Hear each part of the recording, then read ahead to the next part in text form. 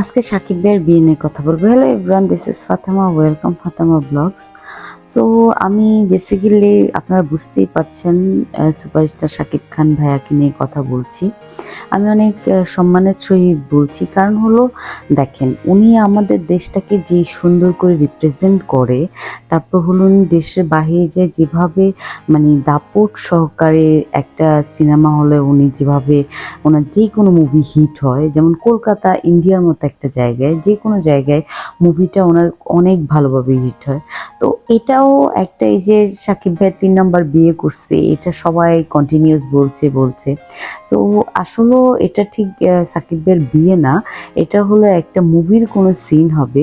So আমার মনে হচ্ছে, এটা জানি না আপনাদের ওপিনিয়ন কি, এটা আমার ওপিনিয়ন, কারণ হলো যদি এটা সত্যিকারই সাকিব ভাইয়ের বিয়ে হতো তাহলে তো নিশ্চয়ই এখানে মনে করো না ওনার ফ্যামিলি মেম্বার থাকতো, যেমন ওনার আম্মাকে আমরা সবাই মোটামুটি চিনি, তারপর হলো ওনাদের ফ্যামিলি মেম্বার অনেককেই চিনি আমরা। তো কেউই কিন্তু ওখানে ছিল না, সব ছিল হলো তোমার মিডিয়া জগতের লোকজন ছিল।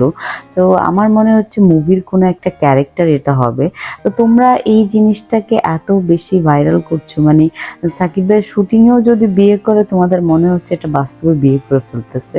তো তোমরা এই যে ফেক ভিডিওগুলো বানিয়ে ভিউজ পাওয়ার চেষ্টা করছো, এটা খুবই খারাপ। কারণ একটা দেশকে একটা মানুষ কত সুন্দর করে রিপ্রেজেন্ট করছে, তার ভালো দিকটা না দেখে সারাক্ষণ সে কি ভুল করলো, সে কি দোষ করলো, ওগুলো নিয়ে পড়ে থাকলে তো চলবে না।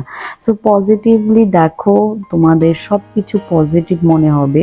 তোমরা যদি এটাকে নেগেটিভলি দেখো তাহলে অবশ্যই নেগেটিভ মনে হবে। So thank you so much for watching my video.